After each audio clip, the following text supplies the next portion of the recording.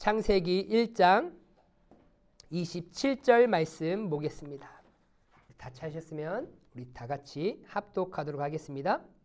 하나님이 자기 형상 곧 하나님의 형상대로 사람을 창조하시되 남자와 여자를 창조하시고. 아멘. 오늘 말씀의 제목은 창세기 비포 창조 부분을 살펴보도록 하겠습니다. 우리가 성경에 큰 네 가지 레파토리가 있다라고 말씀을 드렸습니다. 첫 번째는 창조, 다음은 타락, 다음은 구속, 다음은 완성. 어찌 보면 성경의 큰 네 가지 레파토리 중 오늘은 창조 부분에 해당되는 곳이고요. 우리가 시대적으로 보면 구약에 10시대가 있다라고 얘기했는데 첫 번째 시대가 창조시대예요. 창조시대. 우리가 지금 창조시대적인 부분을 보고 있고, 또 우리가 문학적인 구조로 나누자 보면 율법서로 있다라고 얘기했어요. 율법서. 율법서. 지금 창세기가 이 율법서에 들어갑니다. 율법서를 기억하려면 OPM을 기억하라고 말씀을 드렸고, 또한 율법서 중에 창세기, 성경은 창세기, 그 다음에 B4, F4를 기억하시라고 말씀드렸고, 인물은 아브라함, 지명은 가나안, 그 다음에 핵심 구절은 창세기 12장 1절에서 2절 말씀을 기억하시면 되겠다. 그래서 창세기만 이렇게 기억하시면 될 것 같습니다. 성경을 또 다른 주제로 보면 하나님 나라라고 말씀을 드렸어요. 하나님 나라는 어떤 나라라고 말씀을 드렸죠? 오직 예수 그리스도를 통해서만 이루어지는 나라다라고 말씀을 드렸습니다. 구약 시대에는 제사장 나라, 신약 시대에는 말 그대로 하나님 나라. 그럼 예수 그리스도를 통해서 이루어지는 이 하나님의 나라는 어떤 의미를 갖고 있느냐? 하나님이 주인 되시고 통치하시고 복을 주시는 나라다. 그래서 이 율법서에서 말하고자 하는 가장 큰 핵심은 무엇입니까? 하나님의 왕되심이라고 말씀드렸어요. 하나님은 왕이시다라는 것을 반드시 기억해야 합니다. 그리고 이 하나님 나라 기준으로 우리가 율법서를 볼 때 창세기는 하나님 나라의 시작이다라고 말씀드렸어요. 시작. 에덴 동산, 에덴이라는 지역에 하나님이 주권을 행사하시고 아담과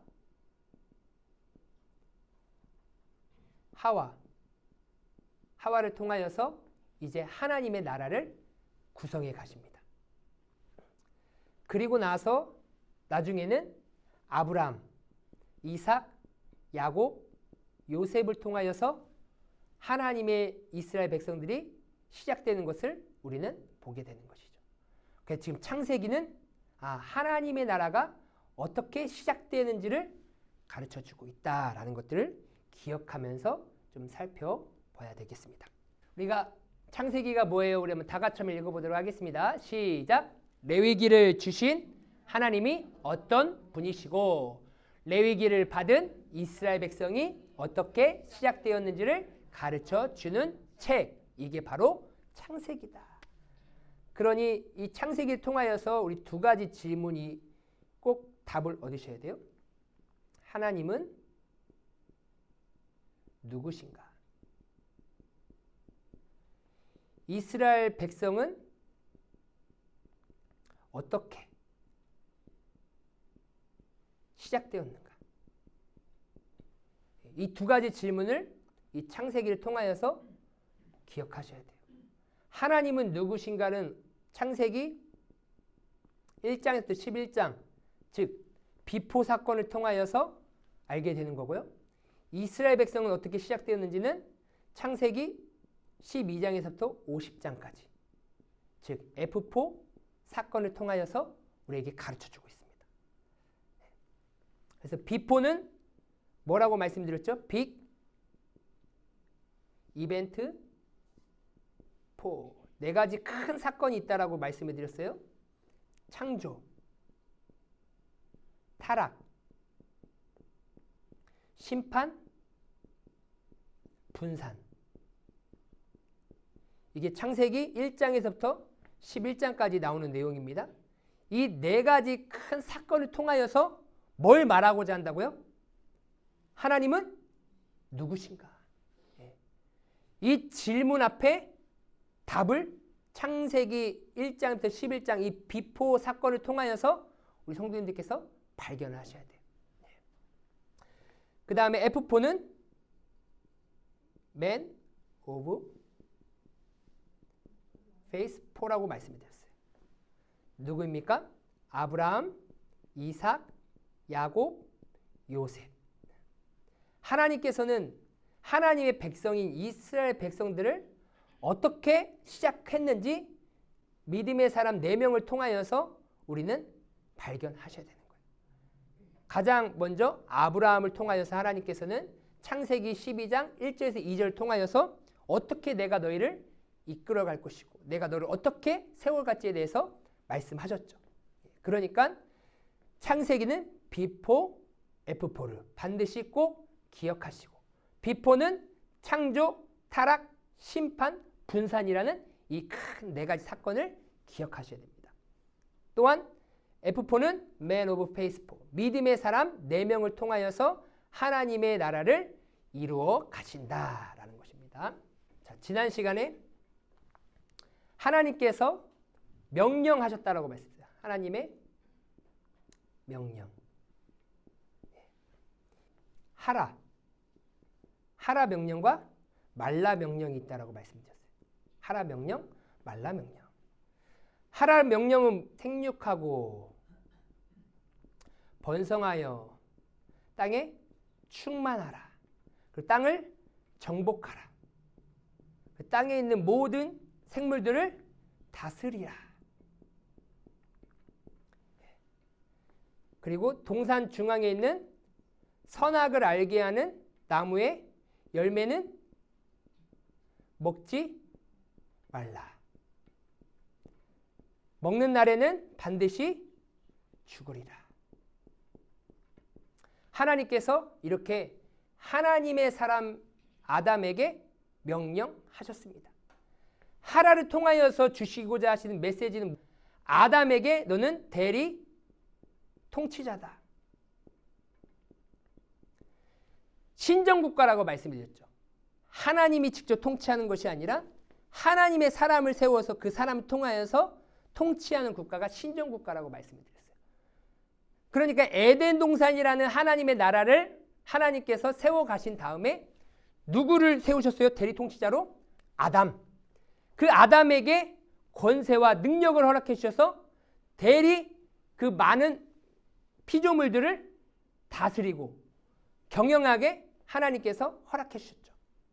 그렇지만 그 아담에게 대리 통치자에게 부여한 그 권세와 능력과 힘은 누가 준 것입니까? 스스로 생겨난 것이 아니라 그 아담과 하와를 창조하신 하나님께서 부여하신 거예요. 그러니까 하지 말라라는 이 선악과의 명령을 통하여서 반드시 기억해야 될 것은 하나님은 왕이시다라는 거예요. 너가 지금 모든 피조물들을 다스리고는 있지만 너에게 하지 말라라고 명령할 수 있는 그 윗사람이 있다라는 거예요. 그것을 잊지 말고 기억하라라고 말하고 있는 것이죠. 그래서 이 하나님의 명령을 통하여서 아담과 하와는 하나님의 나라를 신실하게 이루어 가야 하는 것입니다. 그리고 우리가 지난 시간에 인간에 있어서 2가지 질문이 있다라고 말씀을 드렸어요. 중요한 질문. 첫 번째 질문은 무엇이었냐면 나는 누구인가? 나는 누구인가라는 이 질문에 우리는 답을 해야 됩니다. 그런데 이 나는 누구인가라는 이 질문에 답하기 위해서는 단 하나밖에 없다라고 말씀을 드렸어요. 바로 관계예요. 관계. 관계를 통해서만 나의 존재를 알 수 있는 것입니다. 부모님 앞에서는 나는 자녀, 선생님 앞에서는 나는 학생. 그렇죠? 이것처럼 내가 누구와 앞에 어떤 사람과 관계를 맺느냐에 따라서 나의 존재는 달라지게 되는 것입니다. 그러면 세상을 창조하신 그 하나님과의 나와의 관계는 어떤 관계입니까? 그죠? 피조물의 관계. 하나님은 주인, 창조주. 나는 피조물이다. 이 관계가 끊어지는 순간 인간은 타락하기 시작하는 거예요. 그러면 하나님이 주인 되시고 하나님의 백성으로 사는 그 인생은 무엇을 위해 살아가야 되냐?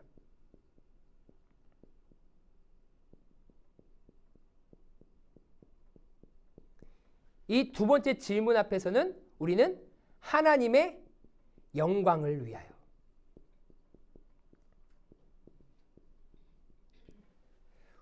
우리의 모든 삶은 다 하나님의 영광을 위한 것인 줄 믿습니다.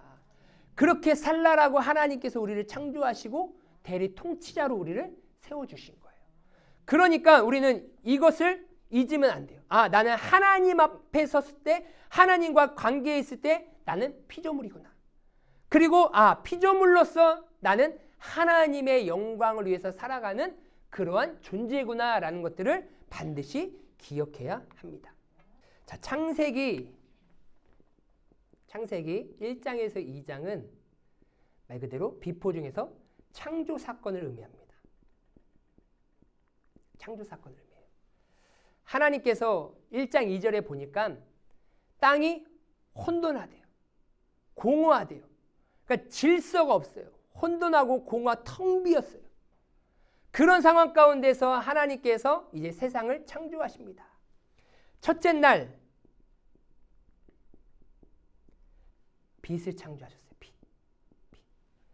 말 그대로 아무것도 없는 어두움의 상황 가운데 그 어둠을 물리칠 수 있는 그 어찌 보면 원초적인 그 빛을 말하는 거예요. 그래서 하나님께서 첫째 날에는 빛을 창조하셨습니다. 둘째 날에는 궁창을 창조하셨어요. 궁창. 우리 쉽게 표현하면 하늘.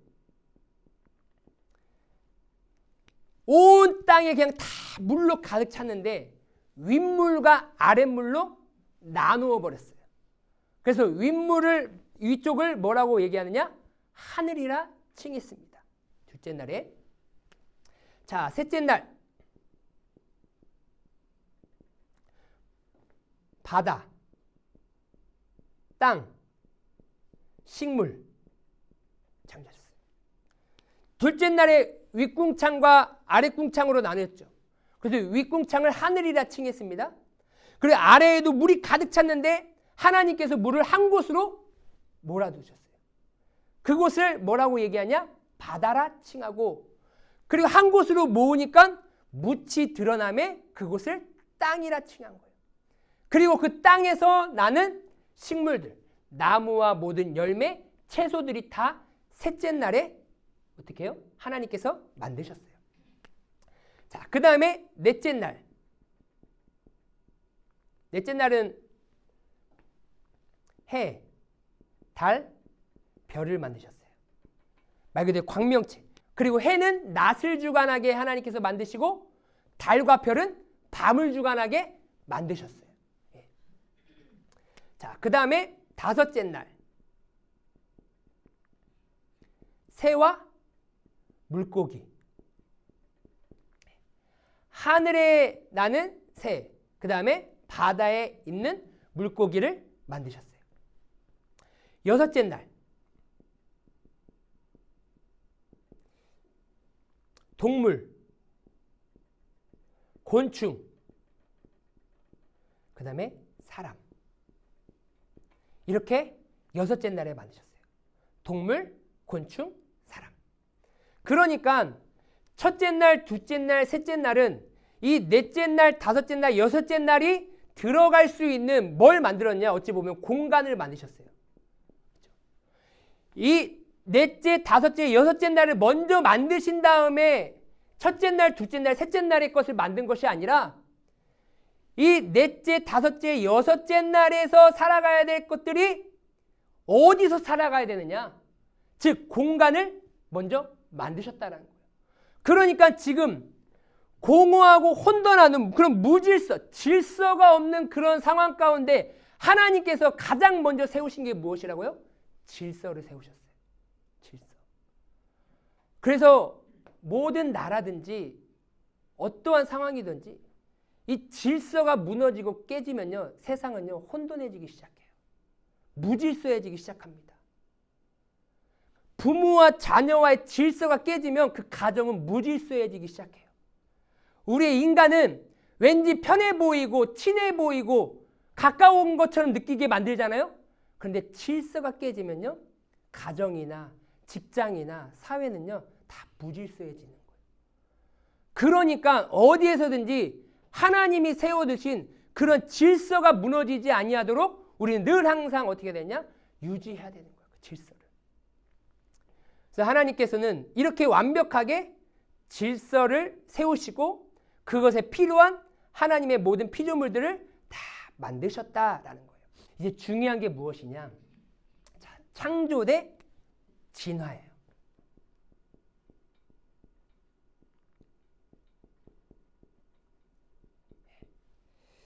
여기서 모든 신앙은 다 갈라지게 됩니다. 창세기 1장 1절 말씀이 정말 중요합니다. 태초에 하나님이 천지를 창조하시니라, 이 한 문장이지만 이 한 문장이 믿어지지 아니하는 그 순간 신앙은 타락하기 시작해요.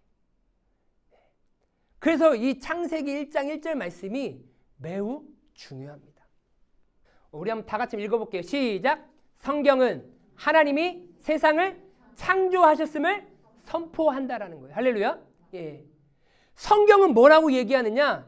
이 세상은 진화된 것이 아니라 하나님이 공허하고 혼돈하는 그런 무질서한 가운데 하나님께서 이 세상을 창조하셨다라고 성경은 얘기하고 있어요. 그 성경을 뭐냐? 딱 피면 가장 먼저 첫 번째 창세기 1장 1절에서 얘기하고 있어요. 아무것도 없는 첫 시작이 되는 그 태초에 하나님이 하늘과 땅을, 이 온 세상 온 우주를 창조하셨느니라. 발아하셨느니라. 아무것도 없는 무에서 유로 하나님께서 창조하셨음을 성경은 정확하게 방점을 찍고 있어요. 그러니까 우리가 이 창세기 1장 1절 말씀을 놓치고 가는 순간 우리의 신앙은 타락해지기 시작하는 것입니다. 사단은 세상이 우연히 생겨 뭐 했다고 미혹한다고요? 진화했다고 우리를 미혹하고 있어요. 세상이 어떻게 이루어졌느냐? 크게 세 가지로 볼 수가 있어요. 첫 번째, 우주의 기원이 빅뱅이라고도 얘기하죠. 대폭발설. 뭐 초밀도의 뭐 원초적인 그런 물질이 갑자기 폭발적인 반응이 일으켜서 폭발해가지고 어떻게 해요? 이 우주가 생성되었다라고 가르치고 있어요. 그것을 빅뱅 이론이라고 얘기도 하죠. 두 번째로는 생명의 기원이 뭐냐? 자연 발생설이에요. 생명은 어떻게든 뭔가 자연이 어떻게든지 뭔가 발생했다라고 그렇게 이론적으로 말하는 게 자연 발생설이고요. 세 번째로 진화론이에요. 어떤 돌연변이가 나타나서 종에서 종으로 진화된 것이라는 그런 생물 변이. 정말로 작은 그런 아메바부터 시작해가지고 그것들이 점점 발생해가지고 나누어져가지고 또 다른 종을 만들고 또 다른 종을 만들어가지고 다양한 종들이 생겨나가지고 지금 이 시대가 이런 모양을 갖추었다라고 이렇게 말하고 있는 거예요. 그러니까 지금 초등학교부터 시작해서 중학교, 고등학교에서 계속해서 진화론을 가르치면서 이러한 과학적으로도 말 그대로 증명할 수 없는 것을 가르치면서 성경은 창조론을 말하고 있지만 세상은 이 창조론에 반대되는 진화론을 계속해서 가르치고 있는 거예요. 왜 이 창조론의 신앙이 끝나는 순간 하나님을 믿을 이유가 없는 것이에요. 왜요? 아까 전에 나는 누구인가라는 그런 존재론적인 그 질문 앞에 우리는 대답해야 된다고 얘기했어요. 그 창조주이신 하나님 앞에 내가 어떠한 대답을 해야 되느냐? 그러면 이 진화론을 내가 믿으면 하나님과의 관계는 아무런 의미가 없는 거예요. 하지만 창조론을 믿는 순간 그럼 창조주이신 그 하나님 앞에 나는 어떤 존재냐? 나는 여섯째 날에 창조받은 그러한 피조물이구나라는 것들이 믿어져야 되는 거예요. 확신되어져야 되는 거예요. 그러면 왜 하나님께서 나를 만드셨지? 나를 창조하신 그 목적이 뭐지? 이런 보드 마카를 만든 사람도 분명한 목적을 가지고 이걸 만들었을 텐데, 종이컵을 만드는 공장도 이 종이컵에 대한 분명한 목적을 가지고 만들었을 텐데, 그럼 하나님께서 나를 여섯째 날 창조하셨을 때 아무런 의미 없이 아무런 생각 없이 나를 창조하셨을까? 아니라는 것이죠. 그 목적이 무엇이라고요? 하나님의 영광을 위해 살라라고 우리를 창조하셨다라는 거예요. 이게 성립이 돼야 되는 거예요. 이 창조론적. 한번 보세요. 세상에서 가르치는 거예요. 원숭이가 진화하면서 세월이 흘러가면서 꼬리가 짧아지고 털이 빠지면서 네 발로 걸어갔다가 두 발로 걷기 시작하고, 과학적으로 이렇게 얘기해요. 사람과 유전자가 가장 많이 비슷한 동물이 원숭이다. 많이 비슷할 수는 있어요. 그렇지만 같은 게 아니에요. 그런 걸로 정말로 교묘하게 우리를 현혹하고 있어요. 한번 생각해 보세요. 진짜 진화론을 믿는 사람들은, 창조론을 믿지 않는 사람들은요, 세상 말로 너무 버릇이 없는 존재예요. 그렇잖아요. 예의가 없잖아요. 왜요? 자기 조상들을 지금 어디에다 가둬놓고 있어요? 동물원에 보면 다 철장 안에 다 가둬놨어요. 조상들을. 과자나 그런 거 먹일 거 주면서 막 약 올려요. 버릇없는 행동 아니에요? 진화론을 진짜 믿는다라고 하면 내 조상은 원숭이니까 말 그대로 힌두교처럼 원숭이를 신으로 섬기면서 극진하게 대접해줘야 되는 거 아니겠습니까? 왜요? 진화론은 원숭이가 이렇게 발전해가지고 사람이 되었다라고 이렇게 가르치고 있는데, 그 조상들이 지금 산속에서 추위에 있고 먹을 것도 못 먹어가면서 막 호랑이한테 잡아먹히고 표범한테 잡아먹히고 있는 그런 현실을 보면서 막 즐거워해요. 그러니까 사람이 얼마나 어리석한지, 정말로 다른 그 어떠한 피조물보다 어리석으면 더 어리석은 게 어찌 보면 사람이라는 걸 우리는 볼 수가 있어요. 이걸 믿어요. 우리 목포 여기 자연사 박물관 가도 그러잖아요. 막 몇십억 년 전 뭐 하면서 시대가 얼마만큼 그렇게 발전해 와가지고, 왜 그렇게 몇십억을 얘기해야 되느냐? 진화라는 것을 얘기하려면 그렇게 많은 세월을 얘기할 수밖에 없는 거예요. 그렇지만 하나님은 뭐 하셨습니까? 창조하셨습니다. 할렐루야. 창조하시면 세월이 필요가 없는 거예요. 이 수많은 산들, 강과 바다, 하나님이 강아 있으라 하면 강이 있는 줄 믿습니다. 할렐루야. 그러면 그 세월이 뭐 1억 년 전이 필요합니까? 뭐 3억 년이 필요합니까? 아니에요. 창조하는 시간은 단 1분 1초면 되는 거예요. 세상은 계속해서 이 진화론을 통하여서 창조론을 믿지 못하도록 만들기 위해서 계속해서 수많은 그런 이론들을 가지고 많은 사람들을 현혹하고 있다는 사실입니다. 네, 성경은 뭐라고 얘기하고 있습니까? 하나님은 사람을 뭐 하셨습니까? 창조하셨습니다. 할렐루야. 이게 믿어져야 돼요. 오늘 본 말씀에 보니까 하나님은 사람을 창조하셨는데 남자와 여자를 창조하셨습니다. 믿으십니까? 네. 하나님께서 사람을 창조하셨는데 그 사람의 종류는 딱 두 종류밖에 없어요. 누구입니까? 남자와 여자. 딱 둘이에요. 이게 창조론이에요. 그런데 세상은 이 창조론을 계속해서 배격합니다. 하나님이 자기 형상 곧 하나님의 형상대로 사람을 창조하시되 남자와 여자를 창조하시고 라고 이렇게 얘기하고 있어요. 그러니까 하나님은 오직 남자와 여자만 창조하셨습니다. 오직 남자와 여자를 통해서만 뭘 이루시게 만드셨어요? 가정. 이게 성경적이에요. 그런데 세상은 갈수록 비성경적으로 흘러가고 있습니다. 지금 계속해서 유럽은 몇십 년 전부터 이제 동성애가 합법화되기 시작했어요.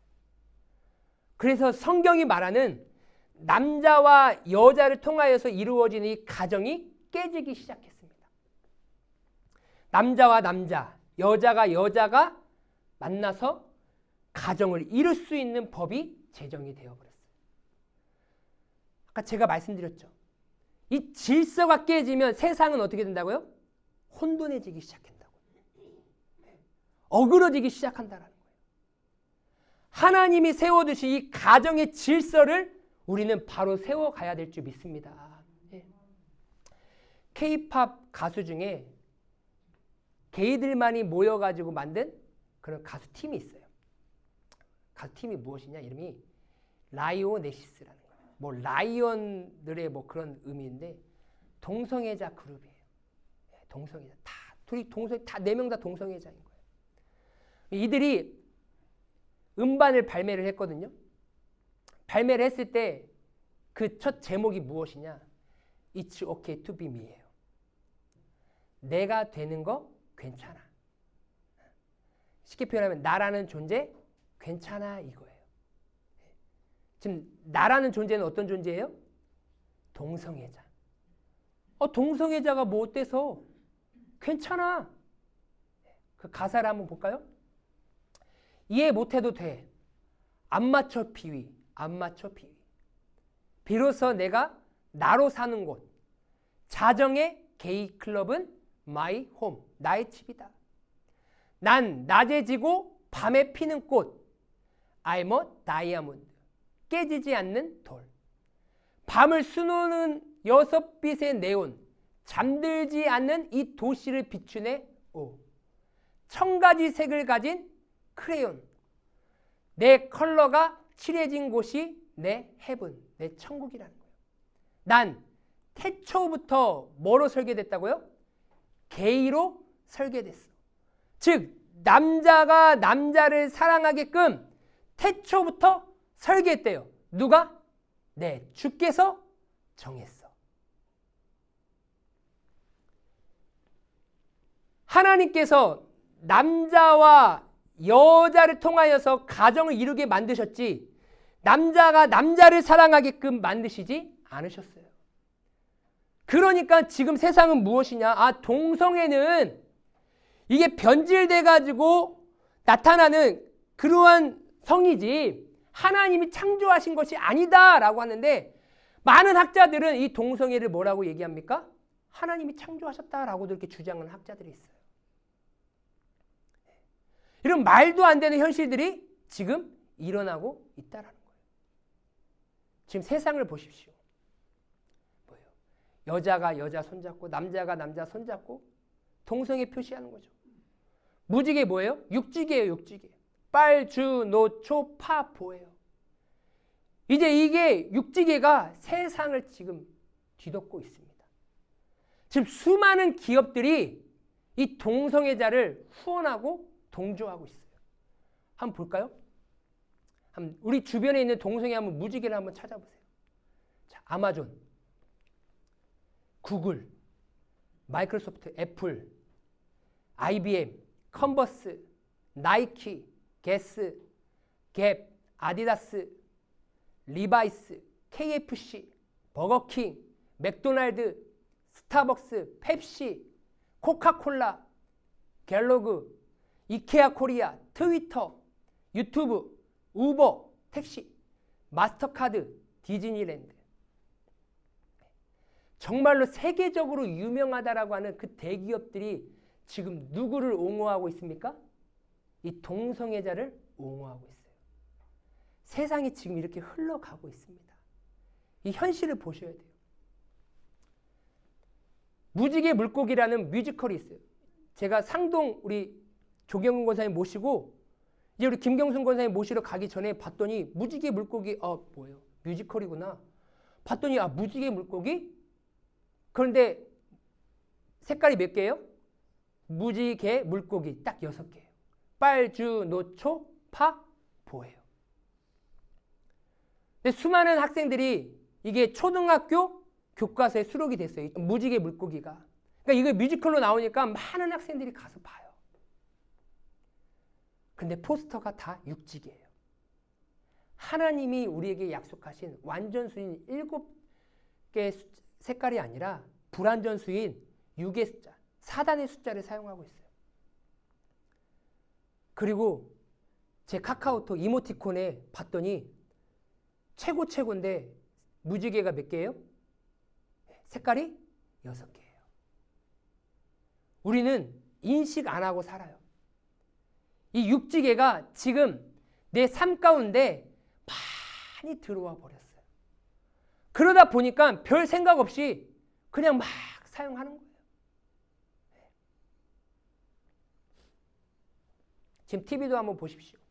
홍석천은 나온 지가 오래됐지만 옆에 여자인데요. 트랜스젠더, 풍자라고 가명이지만 지금 TV에서 얼마나 많이 나오는지 몰라요. 많은 학생들이, 젊은 학생들이 이 풍자를 보면서 어떤 영향력을 받겠냐는 거예요. 몸을 트랜스해도 말 그대로 남자인데 여자로 온몸을 다 바꾸는 거예요. 우리나라에서는 수술이 안 되니까 태국 가서 수술해 오는 거예요. 그러면서도 TV에서 인기가 있고 많은 프로그램들 나오면서 수많은 사람들과 다 잘 지내요. 이 한 사람을 정죄하는 것이 아니라 이렇게 트랜스젠더의 삶을 살아도 재미있게 살 수 있겠구나라고 많은 학생들이 잘못된 영향력을 받을 수 있는 가능성이 되게 높다라는 거예요. 예전에는 동성애자, 트랜스젠더가 우리 TV에 나올 수 있었습니까? 없었어요.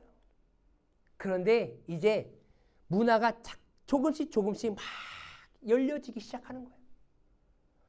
그래서 기독교인이든지 아니든지 많은 사람들이 그걸 보면서 그냥 잘 지내구나, 저 사람 재밌구나 라는 것들을 받아들이면서 거기에 빠지게끔 자연스럽게.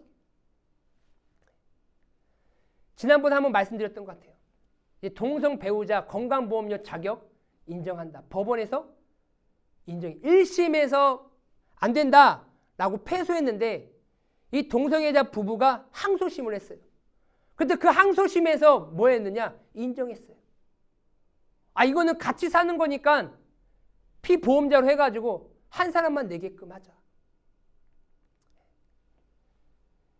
이들의 꿈이 뭐냐? 행복한 할아버지 부부가 꿈이래요. 뭐가 꿈이라고요? 행복한 할아버지와 할머니가 꿈이 아니라 행복한 할아버지 부부가 꿈이래요. 저렇게 남자 둘이서 웨딩 사진을 찍은 거예요. 남일이지. 내 자녀 아니니까. 아니에요.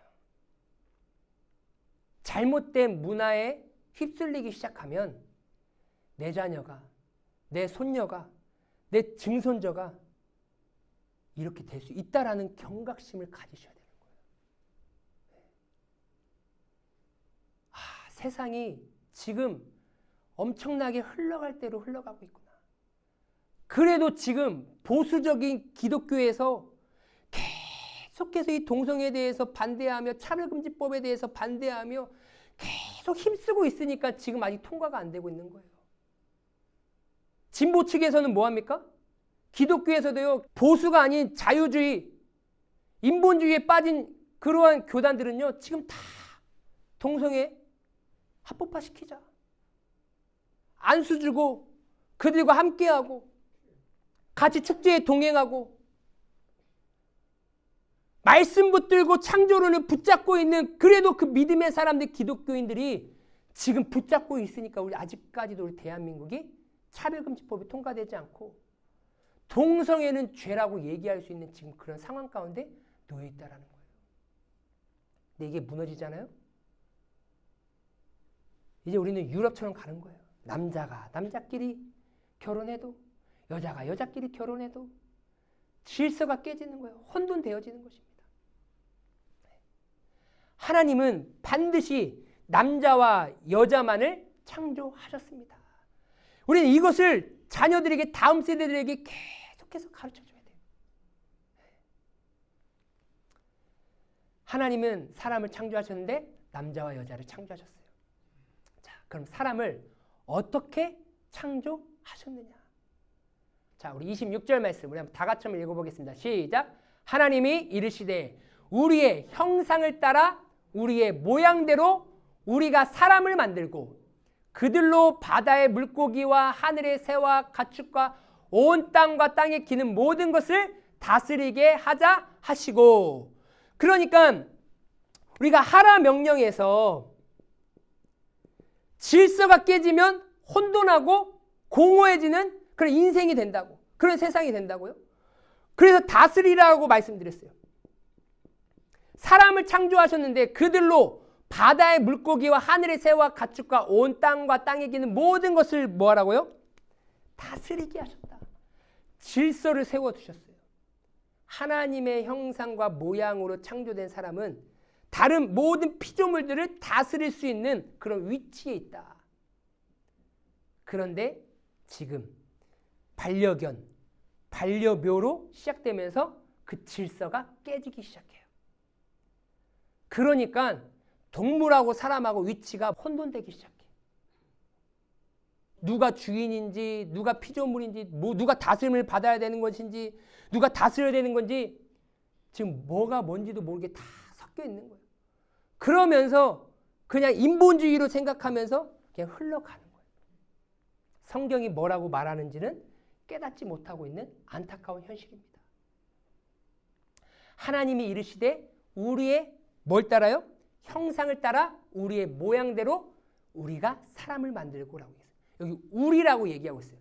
하나님이 창조하셨는데 우리 복수형이에요. 그러니까 창조는 성부 하나님만 세상을 창조하신 것이 아니라 성부 하나님과 성자 예수님과 성령 하나님, 이 삼위 하나님께서 세상을 창조하셨음을 우리는 창세기 1장 26절 말씀을 통하여서 우리는 발견하게 되는 것입니다. 성부 하나님께서 계획하시고 성자 예수님께서 선포하시고 성령 하나님께서 그 모든 것들을 실행해 가시면서 세상을 창조하셨음을 우리는 보게 되는 거예요.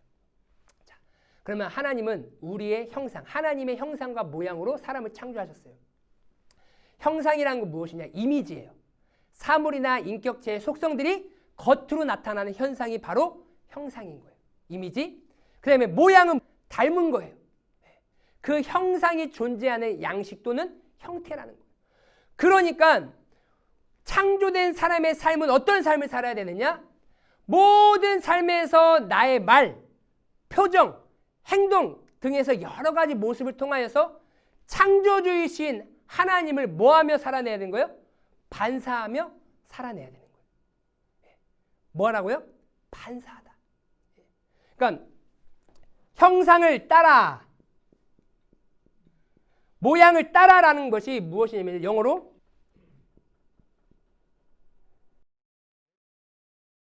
비추다, 나타내다. 그러니까 하나님의 형상을 따라, 모양을 따라 하나님을 창조하셨으니까 나는 세상에서 어떻게 되냐? 내가 하는 이 말이나 행동이나 그런 걸 통하여서 나를 통하여서 누구를 나타내야 되는 거예요? 하나님을 나타내라라고 우리에게 말씀하신 거나 마찬가지인 거예요. 그냥 창조하신 것이 아니에요. 그냥 너가 너를 드러내는 것이 아니라 하나님께서 하나님의 형상과 모양으로 창조하신 목적은 너를 통하여서 반드시 하나님을 반사해내라. 하나님을 나타내라. 그러니까 우리의 입술을 통하여서, 우리의 언행을 통하여서 누구를 나타내야 됩니까? 하나님을 드러내야 한다라는 것이에요. 이런 삶이 세상에서 가장 가치 있는 삶이 됩니다. 하나님의 본체의 영광이 나를 통해 뭐한 것만요? 반사된 것만 가치가 된다라는 거예요. 할렐루야. 그러니까 하나님이 보시기에 가장 가치 있는 것은 내 삶을 통하여서 하나님이 드러나고 하나님이 나타나고 하나님이 비추어지는 그 삶이 가장 가치 있다라는 거예요. 그렇게 가치 있는 삶을 살라라고 하나님은 하나님의 형상과 모양으로 특별하게 다른 피조물과 다르게 사람을 남자와 여자로 창조하셨다라는 사실입니다. 그래서 우리는 세상에서 잊지 말고 살아요. 내가 하는 이 말과 언행들을 반드시 나를 드러내는 것이 아니라 하나님을 나타내야 된다. 하나님을 드러내야 된다. 그렇게 살라라고 우리를 세워주셨다. 우리 한번 다 같이 한번 읽겠습니다. 시작. 최고의 가치는 예배다라고 얘기했어요. 예배. 예배가 무엇이냐면 월십이에요. 이 월십은 뭐와 합성이냐면요. 월스. 가치하고요. 전미사 10. 이게 뜻이에요. 뜻. 말 그대로 진짜 이 예배는 하나님의 형상과 모양, 그 하나님의 성품을 가장 드러낼 수 있는 최고의 가치가 무엇이냐? 바로 제사 예배라는 거예요. 그러니까 어떠한 모습 안에서 하나님이 최고의 가치로 여기느냐? 예배인 거예요. 그러니까 삶에서도 내가 삶의 예배, 공적으로도 이 예배를 하나님의 형상을 드러내는 내가 모습을 나타낼 때 그게 가장 가치 있는 모습이다라고 우리에게 가르쳐주고 있습니다. 우리 수요 바이블 타임에 나오신 모든 성도님들, 이 창조론과 진화론의 이 가장 중요한 이 사건 안에서 우리는 반드시 창조를 선택하며 하나님은 우리를 하나님의 형상과 모양으로 창조하셨고 하나님의 형상을 반사하며 하나님의 모양을 드러내며 비추며 살라라고 우리를 창조하셨음을 기억하며 우리는 세상에서 반드시 하나님의 영광을 위해서 살아가는 그러한 피조물임을 우리는 기억해야 될 줄 믿습니다. 한 주간도 또 하나님의 자녀답게 살아가시면서 하나님의 영광을 드높이며 하나님의 뜻을 이루어드리는 우리 귀한 성도님들 되시길 주님의 이름으로 소망합니다.